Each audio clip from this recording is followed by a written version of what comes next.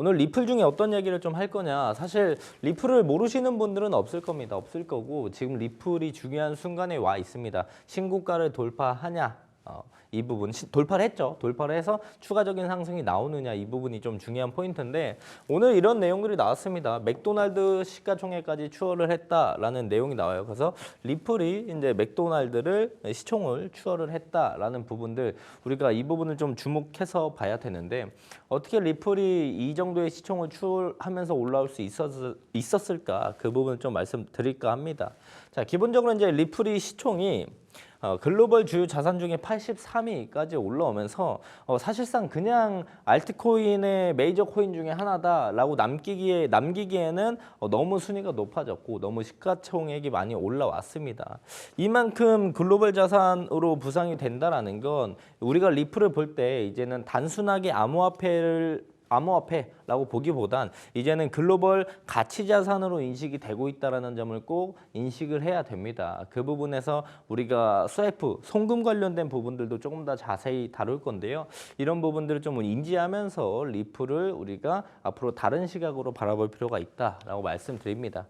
자, 어제도 제가 말씀을 좀 드렸던 내용들인데 비트코인 도미넌스를 제가 일별로 이렇게 가져온 게 아니고 비트코인 도미넌스의 흐름을 제가 일본 기준에 좀 가지고 왔습니다. 선 차트로 가지고 왔고 최근의 흐름만 우리가 체크해 보면 돼요. 보시면은 비트코인 도미넌스가 한 65% 위에서 움직이는 모습들을 보여주다가 최근에 비트코인 도미넌스가 60% 어제 제가 방송에서 말씀드릴 때는 59%까지 떨어지는 모습들이었습니다. 이렇게 하락하는 모습들을 우리가 확인해 볼 수가 있겠다. 제가 어제 비트코인 관련돼서 이야기를 하고 이더리움 얘기하면서 도미넌스 얘기를 앞부분에 많이 드렸어요. 그래서 도미넌스를 다시 한번 조금 설명을 드리면 즉 도미넌스는 우리가 단순하게 우리가 설명을 하게 된다고 한다면 점유율이라고 생각을 해보면 좋을 것 같습니다.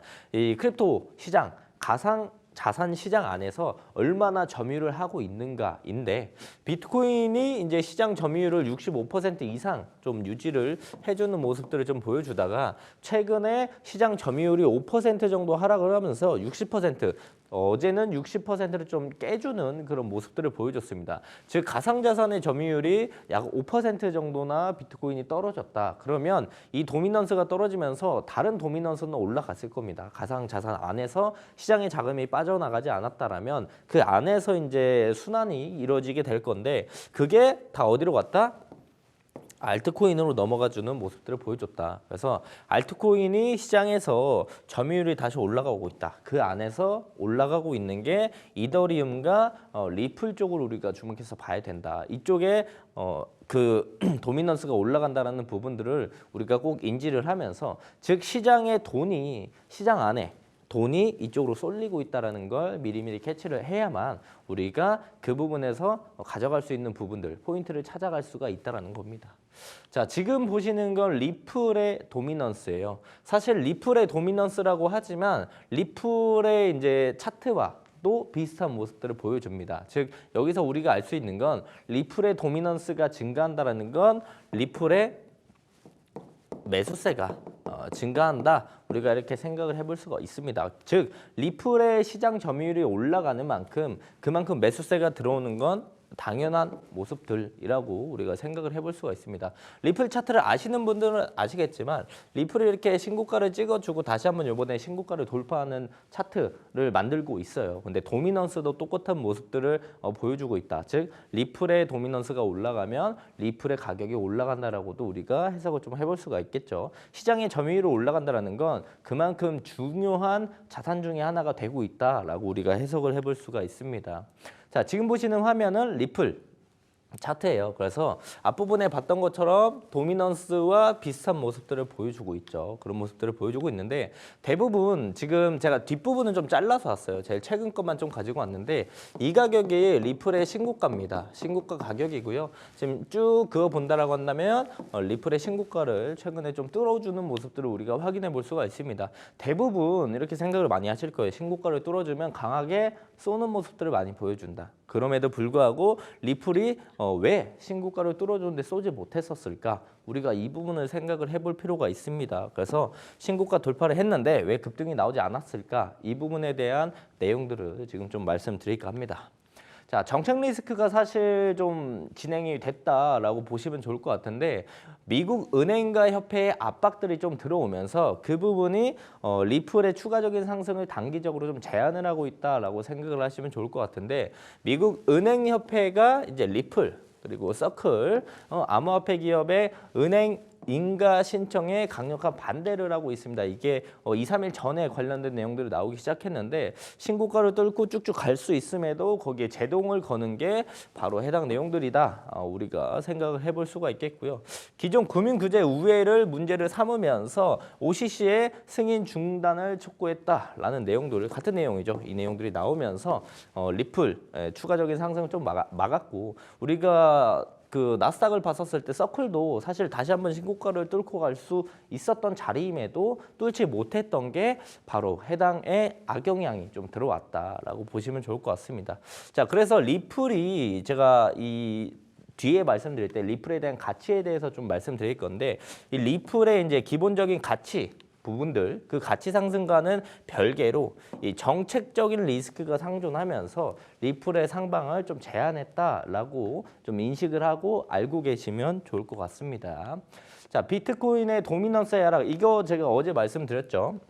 비트코인의 도미넌스가 하락하게 되면 알트코인의 도미넌스가 올라간다. 그러면 그중에 이제 이더리움, 리플이 도미넌스가 좀 많이 올라가는 모습들을 보여줬고 비트코인의 도미넌스가 하락하면서 비트코인이 횡보를 하면 그때 알트코인들이 우후죽순 하나씩 튀는 모습들을 보여준다. 그래서 어제 한 줄 평도 알트에서 기회를 잡아라 라고 말씀을 드렸었죠. 그래서 데이 트레이딩 같은 개념으로는 알트를 보셔야 되고 좀 길게 보는 거는 이제 횡보하고 있거나 단기적인 조정이 나오게 된다고 한다면 비트나 이대로 우리가 집중해서 볼 필요가 있다라고 말씀을 드렸으니까 우리가 습관처럼 지금 도미넌스를 매일매일 체크해보는 것도 나쁘지 않습니다. 내가 뭐 매매를 하거나 시장을 볼 때 아니면 아침에 잠깐 일어났었을 때나 화장실 갔을 때 습관처럼 도미넌스를 확인해 보는 건 전체적인 돈의 흐름이 어디로 흘러갈지 알 수 있는 부분들 중에 하나이기 때문에 습관처럼 보시는 게 제일 좋지 않을까 생각을 합니다.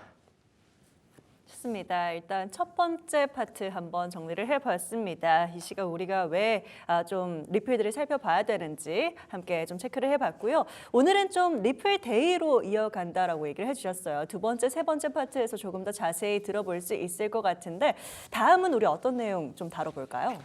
다음은 똑같이 리플 얘기를 하긴 할 건데요. 네. 그중에 이제 말씀드릴 게 리플이 최근에 사실 강하게 치고 올라왔죠. 강하게 치고 올라와서 우리가 생각을 해봤을 때 리플이 왜 이렇게 치고 올라올 수 있었는가?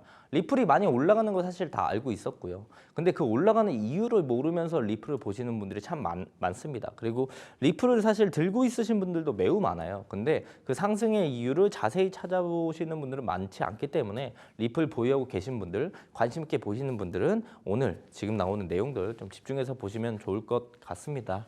자, 최근 리플이 급등한 이유가 무엇일까요? 자, 하나씩 확인해 볼 건데 기술적인 분석들도 분명히 들어가죠. 지금 리플 차트인데 리플이 이제 신고가를 찍어주고 그 다음에 고점들을 형성을 하면서 하락하는 고점이 낮아지는 이 추세선을 형성을 했습니다. 그 추세선을 뚫고 올라가면서 추세가 완전히 바뀌었죠. 추세가 뭐 횡보하는 추세가 나온 것도 아니고요. 바로 급등하면서 상승하는 추세들이 형성이 됐다. 이 추세 돌파, 기술적인 부분들도 충분히 영향이 있었고요. 플러스 알파로 미국 법안 통과에 대한 기대감들도 한몫하면서 이게 둘 다 한 번에 같이 엮이면서 모멘텀을 작용했고 그러면서 추세 돌파와 기대감들이 붙어서 강한 상승들을 보여줬다. 우리가 이렇게 해석을 해볼 수가 있을 것 같습니다. 자, 지니어스법에 대한 수혜 이 부분이 상승 모멘텀 중에 하나라고 말씀을 좀 드릴 수가 있을 것 같고요. 그리고 스테이블 코인인 리플의 USD 이 부분 리플의 스테이블 코인 이 부분이 상승의 모멘텀이 좀 됐다라고 생각을 하고 있는데 자, 내용들을 보면 RLUSD 이게 무엇인지 아시는 분들도 있으실 거고 모르시는 분들도 있어서 짧게만 설명을 드리면요. 리플이 발행한 첫 스테이블 코인 이라고 기억을 해주시면 좋을 것 같습니다. 결제 효율성 그리고 규제 대응력을 동시에 확보해 나간다는 장점들 우리가 인식을 하면서 앞으로 RLUSD 나오면은 리플에서 발행한 스테이블 코인이라고 인식을 해주시고 기억을 해주시면 좋을 것 같고 이 부분이 상승 모멘텀이 됐다, 상승 모멘텀 중에 하나였다라고 보시면 좋을 것 같습니다. 자, 지니어스 법안 이게 통과되면서 상승 모멘텀으로 좀 작용을 했는데 통과되기 전부터도 기대감으로 작용을 했죠. 왜 그러냐면 실물 달러 미국 국채 준비금의 의무화가 해당 법안에 좀 들어가는 내용들 중에 하나입니다. 하지만 이 리플이요. 이미 이 조건들을 선제적으로 충족을 하고 있습니다. 그래서 이 법안이 통과된다라고 한다면 이 실물 달러 그리고 미국 국채 준비금이 의무화가 됐었을 때 이걸 준비하느라 바쁜 코인들도 있을 거지만 리플은 기본적으로 충족이 되어 있어서 이 부분에 대해서 수혜를 받을 수 있는 최고의 그 코인 중에 하나다라고 우리가 볼 수가 있을 것 같고요. 기관 입장에서 이제 신뢰 가능한 스테이블 코인으로 자리매김이 가능하다. 리플 스테이블이 그렇게 진행이 될 수 있다라는 기대감들, 실제 모멘텀들이 같이 붙어주면서 추세 돌파와 함께 단기간에 리플이 강하게 치고 올라갔다라고 보시면 좋을 것 같습니다. 자, 두 번째 상승을 했던 이유인데 국제 송금 패러다임이 조금씩 변하고 있습니다. 스와이프의 점유율이 15%나 감소를 했다는 건데 결국에는 국제 송금을 최근에는 가상자산은 좀 많이 진행을 하고 있습니다. 그 부분에 대해서 데이터를 좀 보여드릴 건데 서서히 바뀌어가는 모습들, 전체적인 패러다임이 바뀐다라는 부분들 우리가 꼭 인지를 하면서 집중해서 볼 필요가 있는데요. 자, 가상자산 기반의 국제 송금 시장 점유율을 우리가 확인해 볼 수가 있습니다. 자세히 안 보일 건데 한번 읽어 드릴게요. 스와이프 등 전통 금융망, 원래 우리가 해외에 갔었을 때 서로 국제적인 송금을 진행했었을 때 전통적인 금융망이 점유율을 85에서 88%를 좀 가지고 있습니다. 거의 이전에 가상자산이 나오기 전까지는 100%, 99%로 우리가 볼 수가 있었겠죠. 하지만 점유율이 이만큼 좀 떨어지는 모습들을 보여준다. 이 점유율을 떨어뜨리는 원인이 무엇이었느냐? 바로 가상자산 기반 송금이라고 볼 수가 있습니다. 점유율이 어느 정도냐면 현재 12에서 15%, 즉 전 세계에서 국제적인 국제 송금이 진행이 될 때 원래 스와이프 전통 금융망을 이용을 했어요. 근데 가상자산이 활성화가 되면 될수록 가상자산 기반으로 송금하는 내용들이 많아지고 있고 그래서 점유율이 올라가고 있다는 점 우리가 생각을 해볼 수가 있습니다. 자, 리플, 스텔라, USDT, USDC 기반으로 송금을 좀 많이 하고 있고 저도 생각을 해보면 해외 나가서 환전을 한다라고 하면 우리가 환전 수수료도 있고 거기 해외 나가서 돈을 다 못 쓰면 다시 또 그거를 원화로 환전을 해야 돼요. 그 환전에 대한 부분들, 환전의 환율, 이런 부분들을 좀 생각을 해봤었을 땐 가상자산 사용할 수 있는 국가에 갔었을 때는 그냥 우리가 환전을 굳이 안 하고 가서 거기서 바로 환전을 할 수 있고 바로 사용을 할 수 있는 장점들이 있어서 점유율이 조금 더 빠르게 올라가고 있다라고 생각을 합니다. 여기서 이제 리플 기반의 송금 이 부분을 우리가 리플 레저를 확인해 볼 수가 있는데 그 현재로는 한 1.1%, 2% 정도의 점유율밖에 되지 않아요. 하지만 이 점유율이 한 15%까지 증가할 수 있다라는 전망들이 있기 때문에 리플을 우리가 그냥 단순히 이제 암호화폐 코인으로 보기보다는 스와이프 송금을 좀 진행하는 그런 코인으로 탈바꿈이 돼가고 있다라는 걸 우리가 꼭 인지를 해야 되고요. 그런 부분들로 인해서 상승 모멘텀이 추가적으로 작용을 했다라고 볼 수가 있습니다. 자, 리플 성장의 요인들은 빠른 결제 속도, 낮은 수수료, 그리고 스테이블 리플, 스테이블 코인인 리플에 대한 도입 관련된 내용들 강화가 되면서 리플의 가격이 좀 올라갔고 성장을 하고 있다라고 생각을 해보시면 좋을 것 같습니다. 저도 생각을 해본다라고 한다면 거래소에서 거래소로 송금을 할 때 USDT로 못 보낼 때 원화 송금을 좀 진행하기가 어렵기 때문에 원화에서 코인을 변경해서 해외 거래소에 우리가 송금을 할 때 USDT로 안 보내고 대부분 좀 빠르게 송금할 수 있는 리플이나 트론을 좀 많이 써요. 실질적으로 리플이나 트론으로 많이 이제 발송을 하고 그 안에서 다시 한번 USDT로 바꾸는 과정을 많이 거쳐가고 있는데 저도 생각을 해보면 리플 아니면 트론으로 많이 송금을 했던 것 같아요. 근데 그 이유가 뭐냐면 제일 빠릅니다.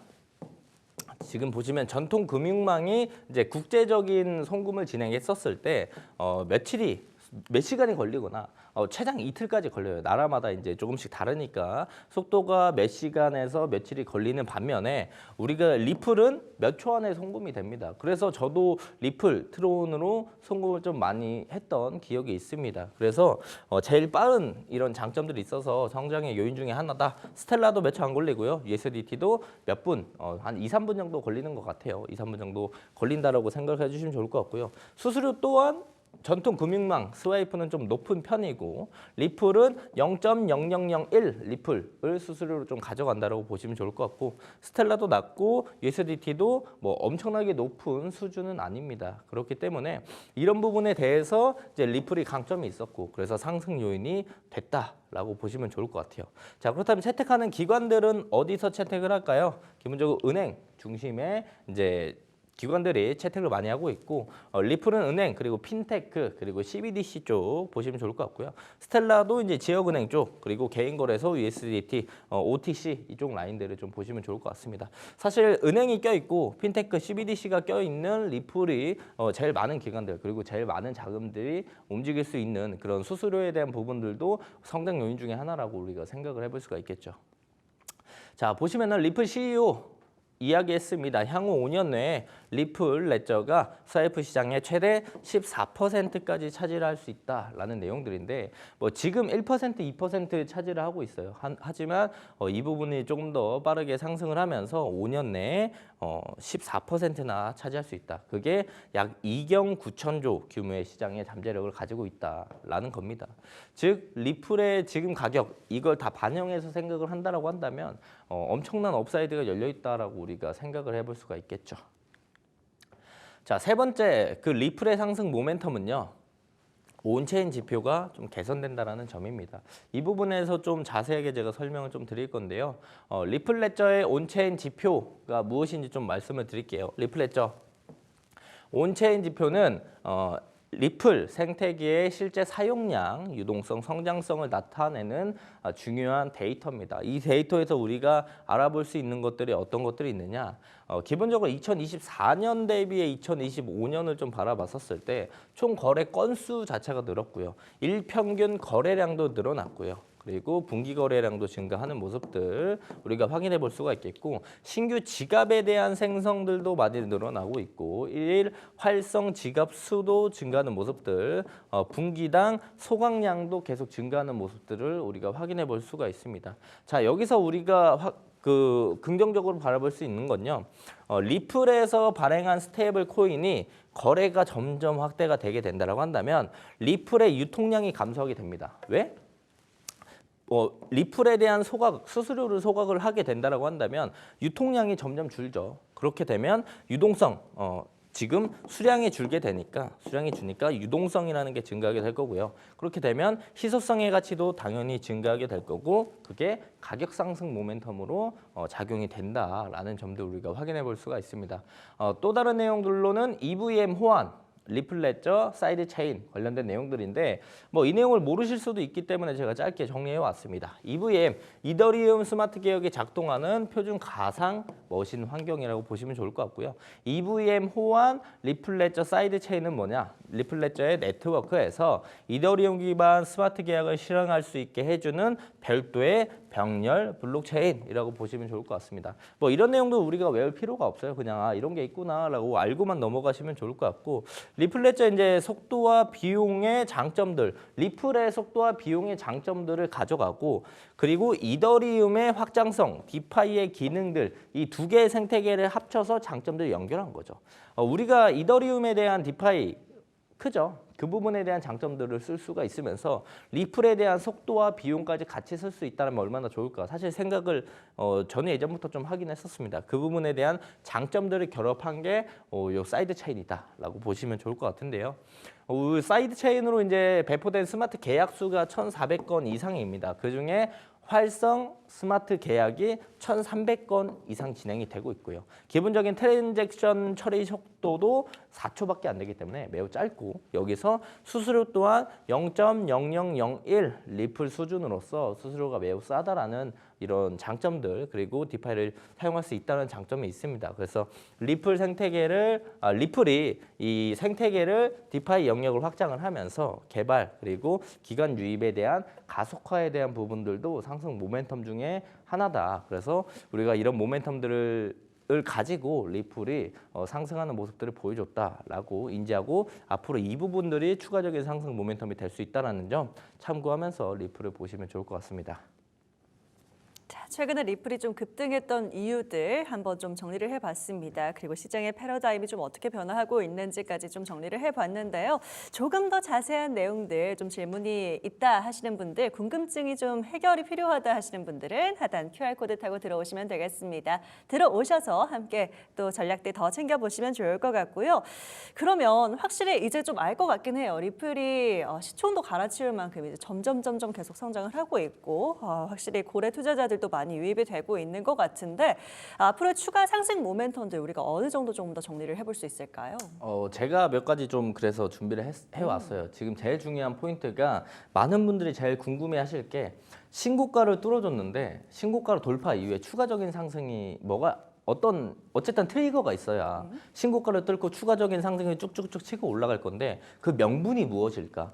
이런 것들을 제일 궁금해 하실 거란 말이죠. 그래서 신고가 돌파한 이후에 지금 단기적으로 쉬어가는 단계에 있는데 여기서 추가적인 상승이 나오는 어떤 모멘텀, 트리거가 있어야 돼요. 그걸 빌미로 리플의 가격이 강하게 치고 올라갈 수 있는데 그 부분들이 어떤 게 있는지 지금부터 좀 알아보도록 할 겁니다.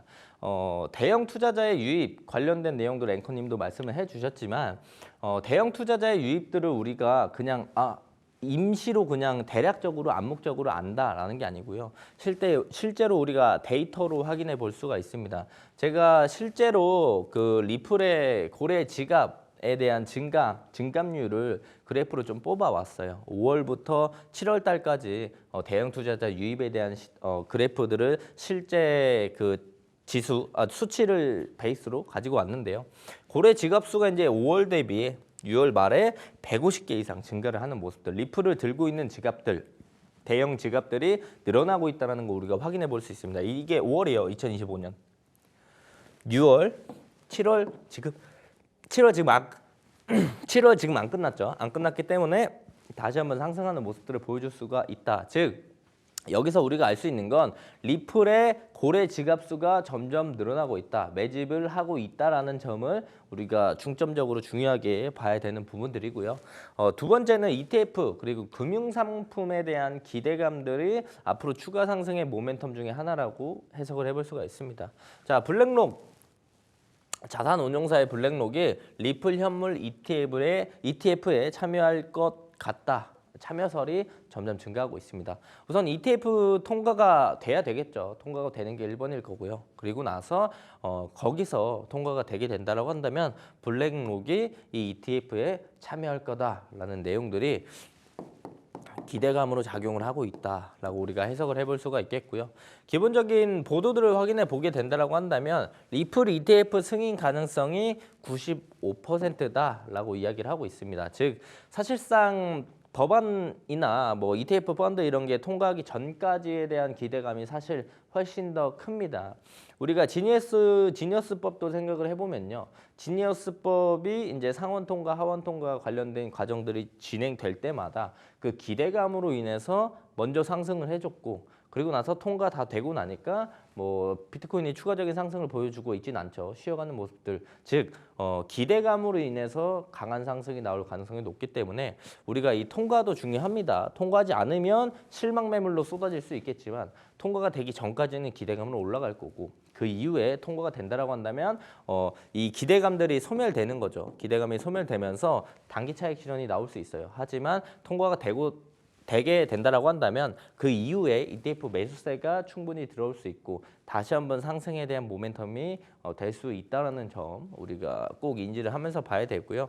리플 ETF 승인이 95% 상승 가능성을 가지고 있으면서 예상 승인 시점을 2025년 10월로 좀 보고 있습니다. 그래서 지금부터 우리가 10월 달까지 이 ETF 승인에 대한 기대감들을 디폴트로 깔고 리플을 좀 바라봐야 된다는 거고요. 여기서 뭐 예를 들어서 제가 하나 설명을 드리면 뭐 10월 15일 날 이 승인에 대한 결과가 나온다라고 한다면 13일 14일까지는 상승 모멘텀 기대감으로 움직일 거고 15일 날 통과가 안 된다, 승인이 안 된다 하면 실망 매물로 쏟아질 거고요. 통과가 됐다 하면 기대감 소멸로 단기 차익 실현 정도 나올 거예요. 그리고 나서 다시 한번 ETF 승인 이후에 매수세가 들어올 거니까 추가적인 상승들을 충분히 보여줄 수 있다는 점 우리가 앞으로의 시나리오도 어느 정도 생각을 하면서 인지를 하면서 이런 상승 모멘텀에 대한 날짜들이 있는 것들은 꼭 체크를 하면서 보시면 좋을 것 같다라고 말씀을 드리고요. 그리고 미국 은행 인가 신청 그리고 제도권 진입에 대한 부분들 또 앞으로 우리가 주목해야 할 리플의 상승 모멘텀 중에 하나입니다. 자, 리플이 미국 전국 단위 은행에 라이센스 신청을 했습니다. 이 부분에 대해서 이제 상승 모멘텀이 좀 적용이 됐는데 여기서 이제 미국의 은행들이 안 된다라는 내용들을 이야기를 하면서 당 신고가를 뚫고 나서 급등을 하지 못했던 제한적인 모습들을 보여줬던 이유 중에 하나라고 앞부분에 제가 말씀을 좀 드렸었죠. 그래서 이제 승인에 대한 부분들을 생각을 해봤었을 때 만약에 이 리플이 은행 라이센스 신청을 하고 승인이 되게 된다라고 한다면 리플의 스테이블 코인, 리플의 USD가 미국 내 제도권 스테이블 코인 주도권을 확보해 나갈 가능성이 매우 높아집니다. USDT, USDC도 있지만 USDT가 지금 시장 점유율을 제가 알기로 한 80% 정도로 점유를 하고 있고요. 스테이블 관련돼 가지고. 그리고 USDC가 한 20% 정도 점유를 하고 있는데 USDT와 USDC가 지금 점유율이 제일 높은 건 그 스테이블 가격대를 잘 유지하고 있고 제일 안정적이기 때문에 그런 모습들을 보여줍니다. 그런데 리플에서 만든 스테이블 코인이 그 스테이블한 가격들 1달러랑 1대1 매칭이 된 그 가격들을 안전하게 잘 유지를 해준다라고 한다면 속도 측면 그리고 수수료 측면에서 리플 스테이블 코인이 훨씬 더 많이 활용이 될 수가 있다. 그래서 그런 부분들까지 생각을 해본다라고 한다면 지금의 리플 가격 오히려 새로운 상승을 만드는 초입이라고 우리가 인지를 좀 해볼 수도 있을 것 같습니다. 물론 그 상황에 대한 부분들은 조금 더 지켜봐야 되겠지만 이런 부분들도 우리가 어느 정도 염두를 해두고 리플을 볼 필요가 있다라고 말씀을 드리는 거고요. 기존 은행이 시스템이 직접 연동이 되면서 확대가 된다. 즉 우리가 이 부분을 조금 더 확대 해석을 해보고 앞으로 생각을 해보면 자, 은행 라이센스를 좀 얻게 된다라고 한다면 기존 은행이랑 연계를 하면서 스와이프가 좀 진행이 될 거예요. 그렇게 진행이 될 때 리플의 이제 USD가 훨씬 더 많이 활용이 되면서 그만큼 수수료가 많이 발생을 할 거고 그 부분에서 리플이 그만큼 소각이 될 거고 그럼 리플에 대한 가격이 또 추가적인 상승을 보여줄 거고 이런 부분들이 좀 엮여 있다. 그래서 이런 부분들을 꼭 인지를 하면서 우리가 리플을 좀 지켜보는 게 좋을 것 같다라고 말씀을 드리고요. 또한 이제 내일 오늘이죠. 오늘에 대한 부분들을 생각을 해보면요. 미국의 첫 암호화폐 정책 보고서가 오늘 발표가 됩니다. 이 내용들로 인해서 또한 보고서 내용들을 좀 확인해 봐야 되겠지만 내용들 베이스로 또 가상 자산과 암호화폐 시장에서 상승 모멘텀으로 좀 작용할 트리거가 있는지 그 보고서 내용들을 좀 체크해 볼 필요가 있겠고 이런 발표하기 전까지 좀 상승 모멘텀으로 저녁에 또 밤에 또 올라가는 모습들 단기적인 수급들이 붙어주는 모습들이 나올 수 있다는 점도 우리가 인지를 하면서 볼 필요가 있겠고요. 또한 리플은 IPO 추진에 대한 부분들도 상승 모멘텀 중에 하나입니다. 비상장 주식 기준의 기업 가치가 약 200억 달러 그리고 일부 분석가들은 IPO가 되고 나고 IPO가 지나고 나오게 된다라고 한다면 10배 상승 가능성을 좀 전망을 하고 있다라는 부분들이에요. 그래서 이 내용들을 무조건 믿어라라고 말씀을 드리진 않습니다. 하지만 IPO 추진이 되게 된다라고 한다면 그 부분에 대해서는 수급들이 당연히 쏠릴 것이고 상승을 보여줄 거라는 건 기정사실이기 때문에 이런 내용들이 나오게 된다라고 한다면 한번 강하게 치고 올라갈 모멘텀이 될 수 있다 정도로 우리가 인식을 하면서 리플을 보시면 좋을 것 같습니다. 리플 IPO 추진에 관련된 내용들 꼭 기억을 하고 있으시면 좋을 것 같고요. 리플 차트를 좀 가지고 와서 제가 좀 설명을 좀 드릴까요? 지금 보시면은 여기가 리플 신고가입니다. 신고가 라인이 있고 제가 빨간 선으로 쭉 그어놨어요. 리플 신고가 라인을 그어놨고 최근에 고점들이 낮아지는 요 추세 라인들을 뚫어주면서 제가 앞부분에 말씀드렸던 기대감들이 모두 다 반영이 됐고 강한 상승을 보여줬고요. 강한 상승을 보여주면서 신고가를 돌파해줬습니다. 돌파해주고 신고가 라인들에서 지금 박스를 좀 그리는 모습들을 보여주고 있는데 여기서 제가 앞부분에서 말씀드린 게 이거예요. 이 신고가 라인들에서 이렇게 치고 올라갈 트리거가 무엇이냐. 그걸 제가 방금까지 설명을 드렸던 거고 이 앞부분의 상승에 대한 모멘텀들도 앞부분에 제가 설명을 드린 겁니다. 자, 이제는 이제 상승 모멘텀 방금 말씀드린 내용들 베이스로 나올 수 있다라는 점 인지를 해봐야 되고요. 자, 그렇다면 리플이 어디까지 올라갈 수 있을까 이 부분을 좀 보게 된다라고 한다면 중간중간 파동은 많이 만들어질 겁니다. 많이 만들어질 건데 최근 흐름으로만 봤었을 때는 우리가 4.5불 라인들이 이제 단기적인 추세 상단 라인으로 좀 바라볼 수가 있을 것 같다라고 생각을 합니다. 그래서 뭐 여기서 박스를 치고 박스를 뚫어주면서 이런 상승들을 보여줄지 이렇게 눌러줬다가 이렇게 갈지는 우리가 이후에 그 단기적인 흐름들을 좀 파악을 하면서 리플을 지켜봐야 되겠지만 결국에는 이 저점들을 형성을 해줬고요. 그리고 고점들을 좀 형성을 해주면서 다음 고점이 해당 4.5불 부근대까지 올라갈 수 있다는 점을 인지하면서 좀 볼 수가 있다. 신고가를 돌파 이후에 추가적인 상승. 근데 여기서 이제 치고 올라갈 거면 기본적으로 비트가 한 번 더 치고 올라가면 좀 더 손쉽게 올라가겠죠. 같이 따라가는 모습들을 보여줄 수가 있고 아니면 비트의 도미넌스가 더 하락하면서 이더 그리고 리플이 추가적인 상승을 보여준다라고 한다면 단기간에 해당 가격대에 도달할 수도 있다는 점 우리가 인지하면서 봐야 된다. 라는 거고요. 우리가 분봉으로 따져봤었을 때 뭐 리플을 보유하고 계신 분들은 4.5불까지 기간이 좀 걸리겠지만 그래도 올라갈 수 있을 가능성이 있겠다라고 해석을 해볼 수가 있지만 단기적으로 우리가 봤었을 때 리플을 안 들고 계신 분들도 있을 거예요. 근데 리플이 너무 단기간이 많이 올라가서 리플을 좀 나도 보고 싶다라고 하시는 분들도 있을 것 같아서 제가 1시간 봉으로 좀 가지고 왔습니다. 1시간 봉으로 좀 가지고 왔고요. 앞부분에서 봤던 이 박스 라인들을 1시간 봉으로 쪼개서 보게 된다라고 한다면 이런 모습들을 보여줄 수가 있어요. 그래서 지금 이 노란색 선들은 지금 여기에 다 표시를 못해서 제가 앞부분에 대한 내용들까지 다 가지고 와서 이제 차트 분석을 해놓은 유의미한 선들이라고 보시면 좋을 것 같은데 결국엔 지금 리플이 여기서 박스를 이렇게 그리고 있습니다. 사실상 제일 이탈하지 않아야 자리는 요 저점들, 요 박스의 하단만 이탈하지 않는다라고 한다면 여기서 추가적인 상승이 다시 나오면서 신고가를 다시 한번 뚫을 트리거가 당장 나올지 모르겠지만 최소한 박스에 대한 흐름들은 조금 더 보여줄 수 있다라고 생각을 하기 때문에 우리가 지금 자리는 손익비가 좀 좋은 자리라고 생각을 해볼 수가 있습니다. 내가 리플을 신규로 좀 보고 신규 매수에 대한 관점들을 좀 가져가고 싶다라고 한다면 지금 자리가 손익비적으로 좀 좋다. 우리가 손절 라인으로 잡을 수 있는 라인이 이 라인입니다. 3.35불 손절 라인을 볼 수가 있겠고 그다음 우리가 손절하면 이만큼 정도 손절을 하겠죠. 추가적인 이탈이 나왔었을 때. 하지만 상승을 한다면 상방으로는 이만큼 열려 있기 때문에 못하더라도 2대1 이상 손익비가 나올 수 있는 자리라서 나쁘지 않지 않은 그런 자리라고 생각을 하고요. 제가 이 노란 색깔 유의미한 선을 과거 차트부터 쭉 그어왔던 그 선들인데 그 유의미한 자리들이 딱 요 자리랑 요 자리입니다. 그래서 여기서 이렇게 지지를 받아주면서 올라갈 가능성들 그리고 추가적인 조정이 나오더라도 이 저점, 박스의 저점이자 유의미한 요 추세선 이게 제가 이따가 좀 한번 보여드릴 건데 이 중요한 추세선 라인들을 좀 지지받아주면서 올라갈 수 있어서 우리가 이 안에서 또 분할 관점으로 좀 다가가는 것도 나쁘지 않을 것 같아요. 지금 가격대 그리고 이 하단부 라인들 우리가 2분할로 좀 생각을 하고 평단이 여기까지 내려오겠죠. 그러면 우리가 손절 이만큼, 수익 이만큼 가져갈 수 있는 손익비 좋은 자리가 나오기 때문에 단기적인 트레이딩 관점에서 우리가 보실 분들은 이렇게 보시는 게 좋지 않을까 생각을 합니다.